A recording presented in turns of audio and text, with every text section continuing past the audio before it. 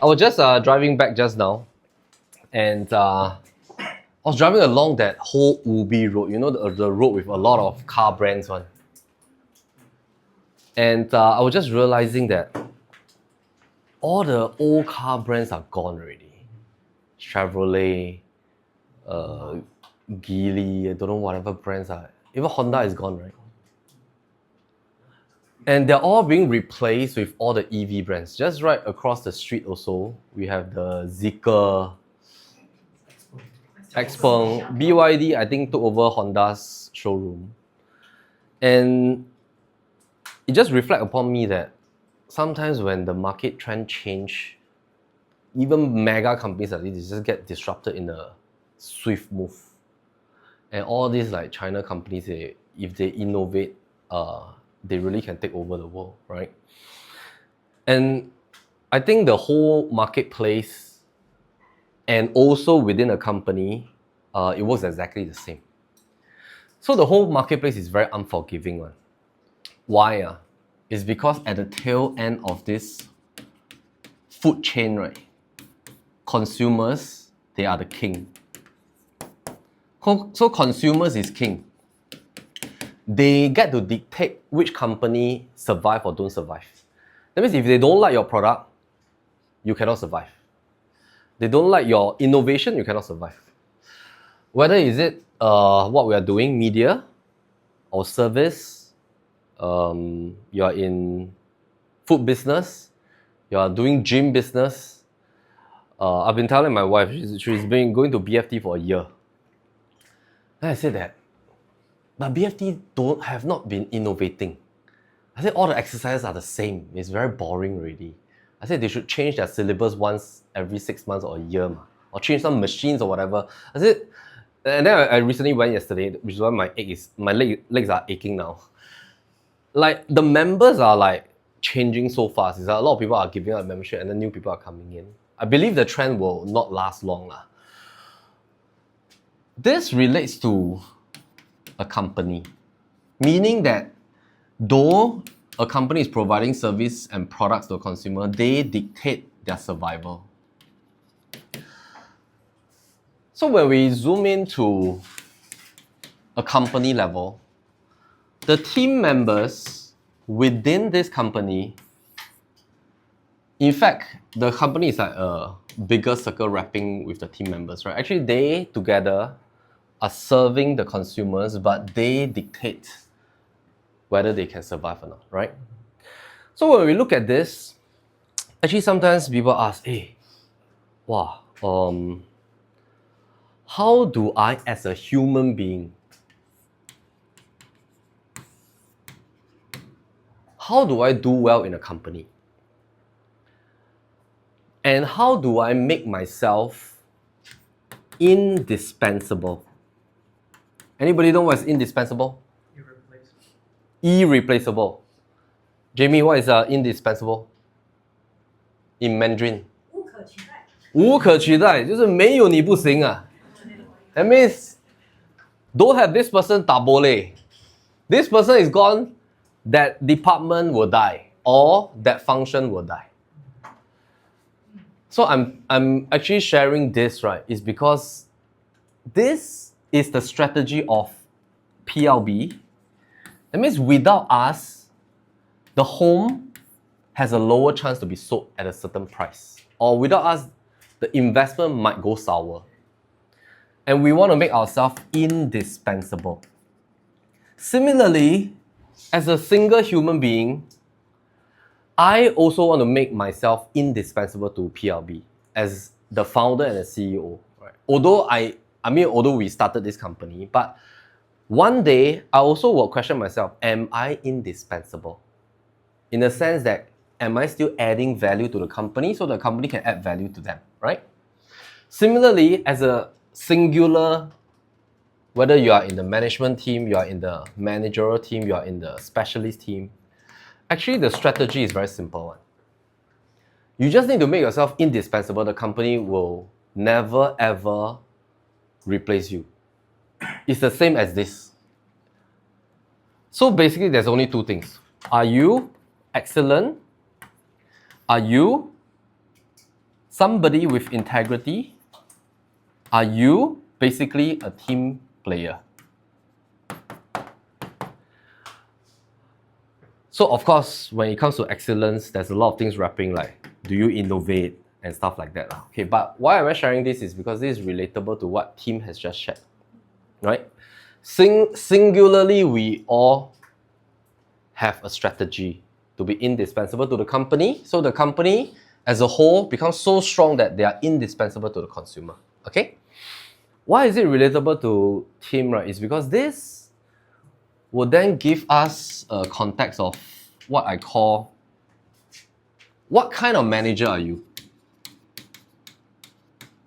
Because once we understand the context of how a consumer dictates the survivorship of a company and how the company dictates the survivorship of its own members, because without keeping the team members excellent, right, the company will die, right?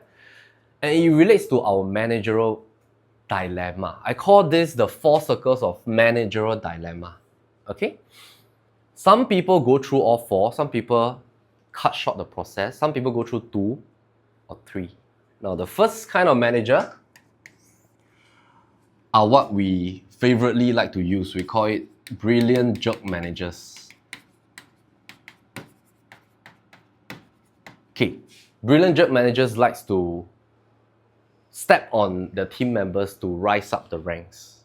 Okay, that means it's just a show only. That means whether their team members grow or not grow, actually is like it's just for show lah. It's just for show. It's just for show to the top. But sometimes they don't realize that actually sometimes why bosses can be bosses is because they can know how to see people. Yeah, but brilliant jerk managers usually consumes credit from their team members. That means they don't give them credit. They take credit for themselves. These are called brilliant jerk managers. Now, number 2 are what I call managers that close one eye.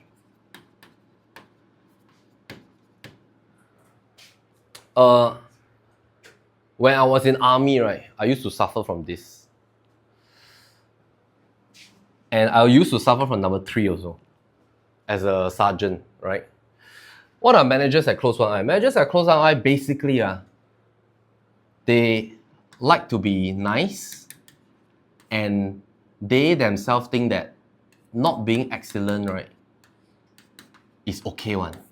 Okay, what do I mean? Example, one scenario. If let's say, for example, as a manager, I see my team member, we have a project, but my team member cannot deliver or don't deliver, or maybe chao keng or whatever it is lah, right? Hokkien word chao keng means like not excellent lah, don't do well, don't want to do, or don't miss the deadline, and then just keep dragging and dragging, and impacts everybody else. I close one eye. Why? Because I don't want to confront. I just want everybody to be happy, have peace. Then we all just, hopefully nobody knows. This is called close one eye manager. That means I myself, I don't care about excellence lah. I just want my team to be happy. Okay? Now, number 3 is managers. I don't like to use this word, but it is a true depiction, who are a bit more timid. But they are excellent. Most of the time, these managers is the most harm one. They suffer in silence. Because when their team members cannot fulfill the project, right, they are the ones that will stay back and cover up. They will stay back and they are the one in the office to settle everything and cover for the team members. Why? Because they don't want to confront, like what Tim said. They don't confront early. They feel that I want everybody to be at peace. I don't want to confront, I don't want conflict, I don't like candour. But I'm a manager, no choice. But at the same time, I know the company is so important, the project, customer is so important. I want to be excellent. I want to make this happen. I just settle myself for my teammate. Okay? I used to suffer from this also. Because I want to be nice. In fact, just now when Tim mentioned like PRB is like a family, I mean, not saying that it's wrong lah, okay? We adopt family values, but I would prefer we call ourselves a team and not a family. we're a team with family values. Because one day we might not see each other. We are like a team sports, right? Number 4, right, is hardest to achieve, but once you achieve this, right, you will feel most respected by your teammates, most respected by other managers, most respected also by your customer. These are the managers with the following qualities. They have A, empathy. Example, somebody sleeping at the back of the van. Hey bro, I haven't seen you just now at a very important shoot. Everything okay? Are you sick? We give benefit of doubt first. We choose to trust. Somebody is not showing up at work. Hey, anything happen at home? Somebody is not well. Do you want to go for sabbatical? 2 weeks, take a rest, unpaid leave. Then we come back, then we check again. We give empathy and we choose to trust first. Okay, that's very important. Number 2, we keep them accountable for their tasks, which is to keep them excellent. Why? I share with you a theory, very simple one. Actually, all of us, to put in a technological term, right, we are all on subscription model. Even myself, I'm on a subscription model to PLB. Example, if somebody's salary is 3,000, I divide by 20 days. Per day, right, this person have to deliver $150 of value to break even. Break even only. Haven't earned money for the company. Okay? If somebody is on $5,000 for 20 days, right, technically speaking, this person has to deliver $250 of value per day. And we haven't included bonus, CPM, and all that kind of stuff. If somebody is on $10,000 for 20 days, they have to deliver $500 of value per day. So actually, all of us are on subscription model. And that's how corporates, MNC, they see it. Because if the value is not justified, then basically we cannot ensure there's excellence. Because we are all supposed to be experts. Correct? So simply, the best way to imagine is if you're... I don't realize this until I become a boss. Because once you start actually, you just need to try one thing. Is to set a bubble tea shop, you know already. Because once you come to a shop, right, you see your 2 workers, right, skiving, squatting down, eating bubble tea, right, you hot already, you're angry. Because you're paying subscription model, right? It's also the same as a freelancer, like you employ a freelancer to deliver a KPI. It's the same thing, okay? Now, C is, so firstly, you have empathy, you choose to trust, you keep them accountable because you want excellence for the whole big picture, right? Number 3 is that we use the rule of 3. Follow baseball rule. Baseball rule is 3 strikes. Yeah. So we do 1 review, set an improvement plan. Number 2, number 3 cannot out. So all are done with 3 strikes. The reason is because, right, if we don't do this, the whole company cannot survive and cannot do well.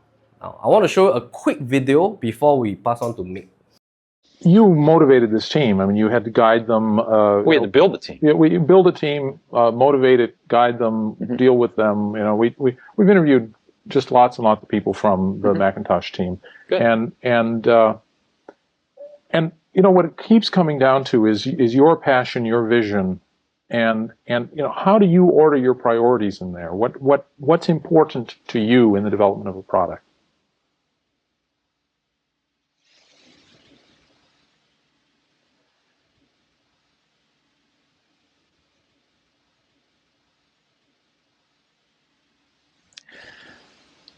You know,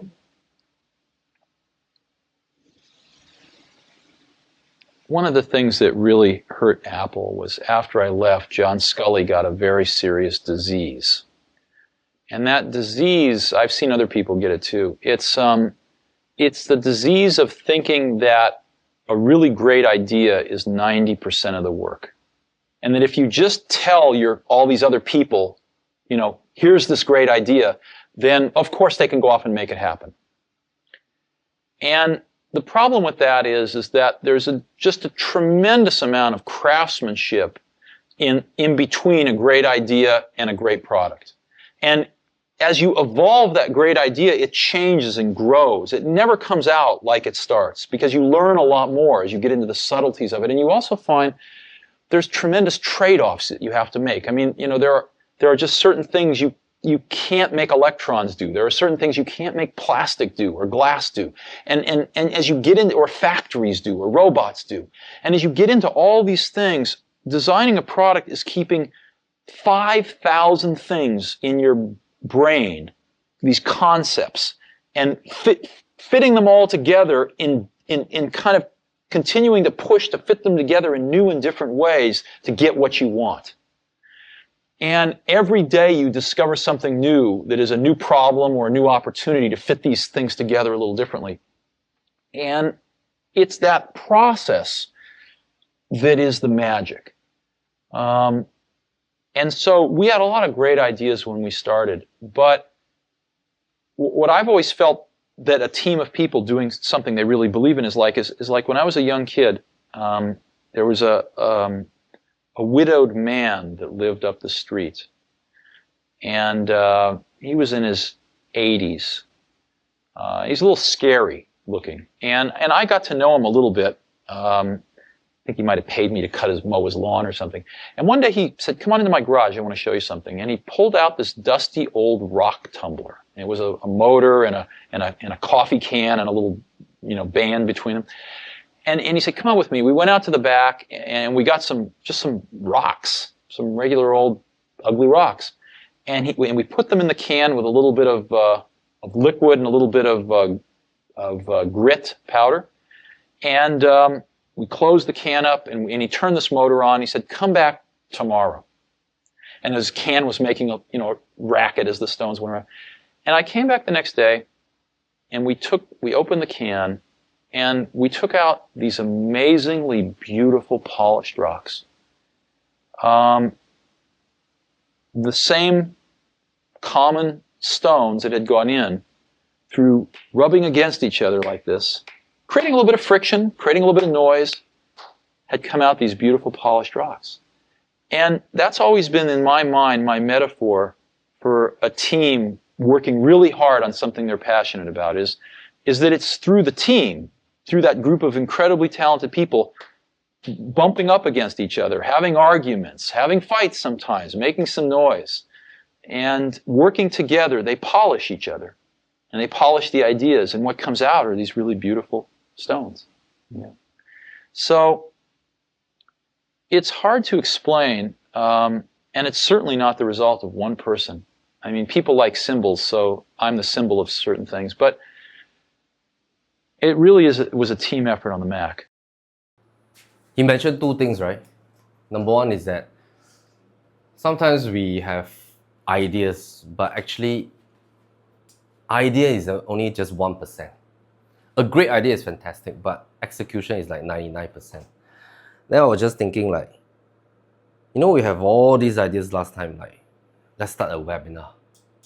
But the amount of work that goes into the webinar and the amount of people involved, right, is almost like half the company already. Let's do the Alana CRM, it's almost the whole company doing it. Let's do the event, it's the entire village doing it. And because execution is so important, and if execution is so important with our teammates, plus we know that by having this kind of banging, right, rocks, arguments like what you had,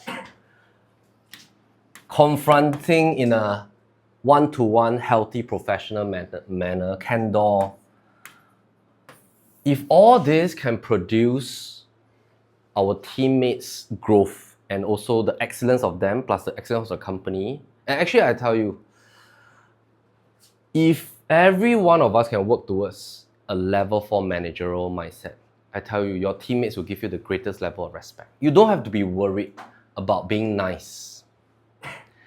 In fact, I think they will thank you for doing this because you keep them excellent. They won't respect you if you're nice. They know that because you yourself don't hold excellence in your blood, they will not. In fact, I tell you, they want to overtake you one day. they won't respect you. Of course, we don't respect this kind of manager and we don't want them in our organization, but definitely will be somewhere around here. So I want to challenge everyone is that sometimes really like we having all this kind of like candour, sorting our ideas, all these are good stuff. All these are good stuff. It's done professionally. What you all did, 1.5 hours, even though you guys are expensive, 1.5 hours, I'm willing to pay.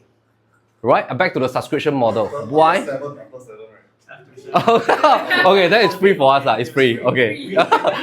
Okay, what I'm saying is, you see, the reason why we can do well is because there's this kind of conversation. You can take all your time, 2-3 hours during working hours to discuss and sort it out, because after that, a beautiful product will come out. It doesn't matter, right? And most importantly is that this is something that we must work towards too, because our team depends on us. Okay? All right, that's all. Thank you very much.